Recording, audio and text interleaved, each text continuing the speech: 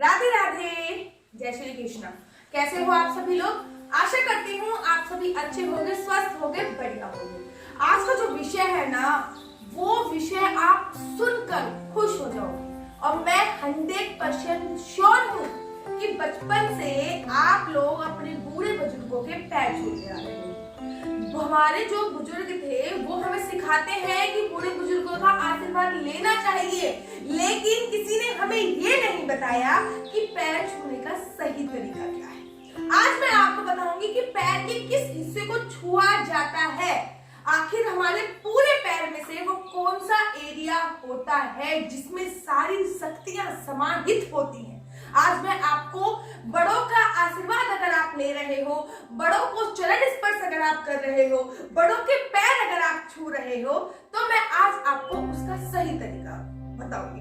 तो आज मैं अपने हस्बैंड के पैर छूने जा रही हूँ। तो चलिए प्रारंभ करें। तो भारतीय संस्कृति में हमेशा जो भारत की सुहागन महिलाएं होती हैं वो अपने पति के चरण स्पर्श कर सकती हैं। तो चरण स्पर्श कैसे सही तरीके से करते हैं वही मैं आज आपको बता रही हूँ। देखिए, अगर आप लड़के हो, अगर आप बॉय हो, तो आप एक हाथ सिर पे जरूर रखिए, और अगर आप कन्या हो, अगर आप लड़की हो, अगर आप सुहागन स्त्रियां हो, तो सबसे पहले आपको अपनी एक चुन्नी लेनी है और चरण स्पर्श करने से पूर्व अपने सिर को पूरी तरीके से ढक लेना है। रीजन भी बताऊंगी, पूरा रीजन बताऊंगी कि आखिर सिर को ढका क्यों जाता है। विशेष ध्यान दीजिए कि अगर आप लड़के हो तो आप अपना हाथ रख लीजिए, रुमाल रख लीजिए, ये हिस्सा ढक लीजिए, क्योंकि आपको पता है कि हमारे शरीर में 7 चक्र होते हैं, 7 चक्र होते हैं। हमारा सहस्त्र चक्र जो होता है वो यहीं पे होता है। अब मैं आपको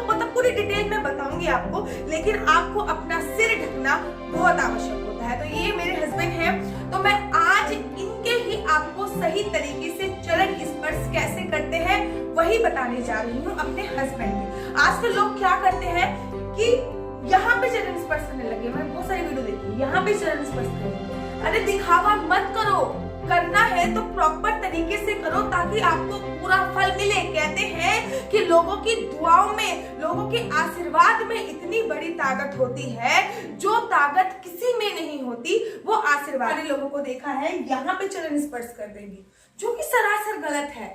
आप केवल फॉर्मेलिटी मत निभाइए, किसी के चरण स्पर्श करने हैं, बूढ़े बुजुर्गों का आशीर्वाद लेनी है, बूढ़े बुजुर्गों की दुआ लेनी है तो ढंग से कीजिए। यहाँ पे कर देंगे। बहुत सारे वहां से तो चरण स्पर्श ना करते, वो गोड़ स्पर्श अर्थात वो घुटने को स्पर्श कर देते हैं। फिर कोई लोग अब नीचे पिंडली को स्पर्श करते हैं। आपने बहुत सारे गांवों में देखा होगा, गांव की जो स्त्रियां हैं, गांव की जो महिलाएं होती हैं, वो पैरों को ऐसे ऐसे दबा के स्पर्श करती थी, ऐसे ऐसे दबा के, ताकि क्योंकि बाहर से जो लोग आए हैं, अगर उनको थकान हो गई होगी, क्योंकि पहले जमाने में जो लोग आते थे वो तांगे से, बैलगाड़ी से या फिर पैदल यात्रा करते थे, अगर उनको थकान हो जाती थी तो फिर जो घर की बहुएं होती थी या फिर हम जो बूढ़े बुजुर्ग हो, जो घर की बहुएं होती थी, वो कुछ इस प्रकार से ही चरण स्पर्श करती थी ताकि थकान दूर हो जाए और इंसान का मन शांत हो जाए। कुछ पैर को, पिंडलियों को ऐसे दबा के तब चरण स्पर्श करती थी। लेकिन अब मैं आपको सही तरीका बता रही हूँ कि आपको आखिर चरण स्पर्श करना कैसे है। आपके पैरों का ऐसा कौन सा पार्ट है जो आपको छूना है और छूने के बाद कितनी बार छूना है, लेकिन मैंने आपको बताया सिर हमेशा ढका। देखिए, ये होते हैं आपके पैर जिनको भी आपको छूना है चरण स्पर्श करते वक्त। तो आपको ये चीज नहीं छूनी है, ना आपको पहली उंगली छूनी है, ना आपको दूसरी उंगली छूनी है, ना तीसरी उंगली छूनी है, ना चौथी उंगली छूनी है, ना आपको पैर का अंगूठा छूना है। अगर आपको स्पर्श करना है तो पैरों के जो नीचे ये होते हैं, ये आपको पैर कैसे छूने हैं, विशेष ध्यान दीजिए कि पैरों के ऊपर के जो नाखून वो और नीचा जो होता है वो होते हैं गुरु। पैरों के अंगूठे के जो नीचे के हिस्से को हमेशा शिव का स्वरूप माना जाता है, हमेशा गुरु का स्वरूप माना जाता है। गुरु का वास यहाँ पे होता है। और अगर आपको अपना बृहस्पति स्ट्रॉन्ग करना है तो आपको पैरों का ये हिस्सा छूना चाहिए। कितनी बार छूना चाहिए, आपको कैसे स्पर्श करना है, 1 2 3, मतलब ये हिस्सा आपको छूना चाहिए। कैसे? अगर आप दबा सकते हो, पुश कर सकते हो तो बहुत अच्छी बात है। 1 2 3। अब कोई कहेगा कि भैया क्या कर रहे हो, तो आप सिंपली अगर पैरों के नीचे का हिस्सा नहीं छू पा रहे हो किसी कारणवश, किसी लाजवश, कि लोग क्या कहेंगे, समाज क्या कहेगा कि भैया पैरों में पता नहीं क्या गुदगुदी सी मचा रही है, तो आपको करना क्या है, पैरों के जो अंगूठे का ये हिस्सा होता है नीचे वाला, इनको छूना है। कैसे? कुछ इस प्रकार से। 1 2 दबाते हुए ये जो आगे का हिस्सा है इसको पुश करते हुए, हल्का सा पुश, ये नहीं कि ऐसा पुश कर दो कि सामने वाला गिर जाए।